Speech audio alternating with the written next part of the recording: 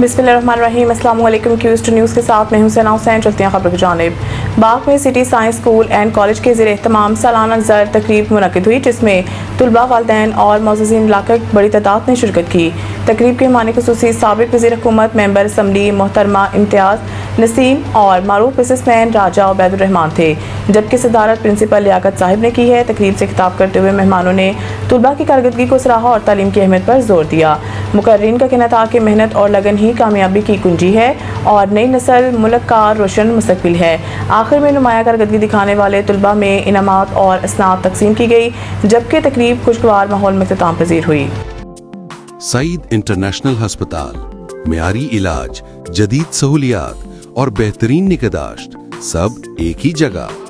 Saeed international hospital, modern, affordable, compassionate health care in the heart of G11 Islamabad. 0331 111 0675